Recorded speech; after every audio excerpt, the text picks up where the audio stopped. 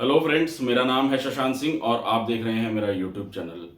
आज की जो वीडियो है, मैं आज थोड़ा यहाँ पे यूपीएससी एग्जाम के बारे में बात करना चाहूँगा। यानी कि जो हमारा 28 मई 2023 संडे को जो एग्ज़ाम हुआ है यूपीएससी का प्रीलिम्स, उसके बारे में मैं बात करना चाहूँगा।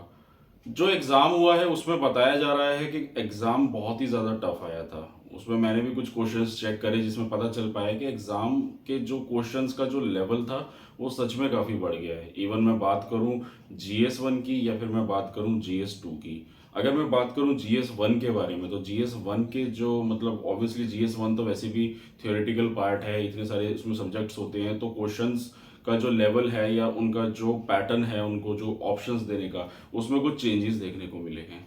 लेकिन दोस्तों, मैं यहाँ पे बात करने जा रहा हूँ GS2 के बारे में, यानी हमारा जो सीसेट पार्ट होता है। तो यहाँ पे थोड़ा सा सीसेट के बारे में भी बात करूंगा और ये भी बताना चाहूंगा कि अभी रिसेंटली सेंट्रल एडमिनिस्ट्रेटिव ट्रिब्यूनल में एक अपील डाली गई है इस एग्जाम के खिलाफ। जी हाँ, एक इस एग्जाम के खिलाफ एक अपील डाली गई है जिसमें बताया गया है कि एग्जाम काफी टफ है और उस एग्जाम का जो पैटर्न है वो पूरा का पूरा चेंज कर दिया गया है। तो वो मुद्दा क्या है सारा, और उसमें क्या क्या चीजें डाली गई हैं, क्या बताया जा रहा है और सीसेट में किस तरीके से बदलाव आए हैं, तो मैं थोड़ा उसी से रिलेटेड अभी इस वीडियो में बात करूंगा। तो देखिए, सीसेट में बेसिकली हुआ क्या था कि 28 मई को जो पेपर हुआ है और सीसेट में जो सिलेबस डाला गया है उसमें या जो भी चीज़ें डाली गई है, तो पहले तो मैं सीसेट के बारे में बता देता हूँ। तो सीसेट जो है 2012 में लॉन्च किया था यूपीएससी के थ्रू। पहले क्या हुआ करता था कि पहले सीसेट और GS1 दोनों के स्कोर को मिला के एक प्रीलिम्स की लिस्ट तैयार होती थी, जो मेरिट लिस्ट होती थी। लेकिन 2015 के बाद क्या हुआ था कि सीसेट को क्वालिफाइंग कर दिया था। तो आप लोगों को पता ही होगा, जो अभी यूपीएससी के एस्पिरेंट्स हैं उनको पता है कि जो सीसेट होता है उसमें 33% पासिंग मार्क्स होते हैं।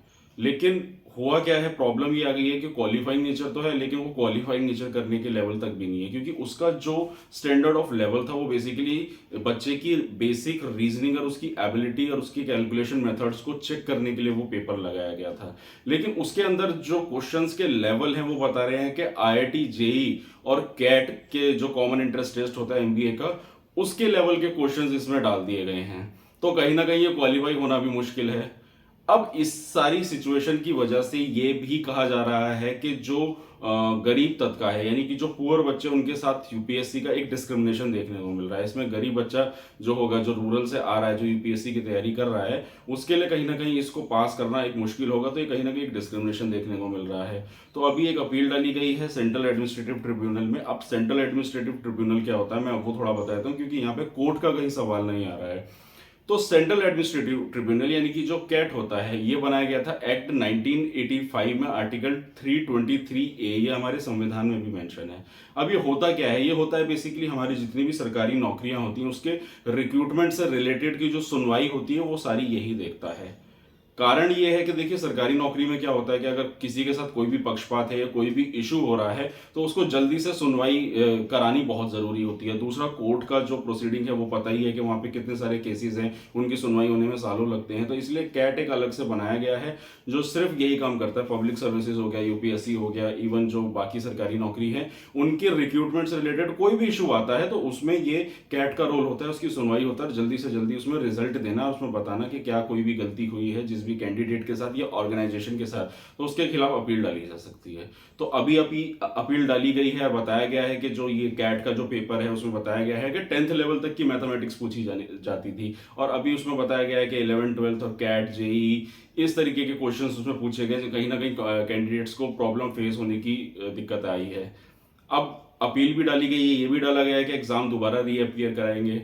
तो ये तो आने वाले समय में पता चलेगा, जब कैट की फाइनल जो जजमेंट होगा वो आएगा, उसके बाद ही पता चल पाएगा कि इसमें क्या इश्यूज हैं और क्या इसका कंक्लूजन आएगा। वैसे तो चांसेस कम है क्योंकि यूपीएससी, तो वो तो हम देखेंगे क्या होता है। बाकी मैं फिर भी अपनी तरफ से इसमें ये कहना चाहूंगा कि जो सीसेट का पेपर है वो सीरियसली मैंने भी चेक किया था, इतना ज्यादा टफ तो बनाना कोई लॉजिक नहीं है, क्योंकि कहीं ना कहीं फिर उसमें जो मेंस है तो उसमें मेंस में पहुंचते पहुंचते कंपटीशन लेवल काफी लो हो जाता है, क्योंकि मेन मेरिट तो मेंस के बिहाफ पे ही डिसाइड की जाती है। तो दोस्तों, ये था मेरा आज का टॉपिक और ये मेरा एक जानकारी थी जो आज मेरे को प्रोवाइड करनी थी अबाउट यूपीएससी के एग्जाम के जो डाला गया है ये सारी चीज़ें। तो और ऐसी इन्फॉर्मेटिव वीडियो आपको आने वाले समय में मिलती रहेगी। और आज एक बात और कहना चाहूँगा मैं कि मेरे चैनल को प्लीज़ आप अगर वीडियो देखते हैं तो जितने भी मेरे व्यूअर्स हैं उनसे मेरी रिक्वेस्ट है कि प्लीज़ मेरे चैनल को लाइक ज़रूर कीजिए, क्योंकि लाइक करने में कहीं ना कहीं बहुत बड़ा रोल होता है चैनल को प्रमोट करने का। तो मेरा बहुत ही एक हम्बल रिक्वेस्ट और एक रिक्वेस्ट है मेरे सारे व्यूअर्स से, प्लीज़ मेरे चैनल को लाइक कीजिए और जो सब्सक्राइब नहीं किया उन्होंने सब्सक्राइब भी कर लीजिए। तो बस आज के लिए इतना ही, मिलते हैं नेक्स्ट वीडियो में। Thank you very much.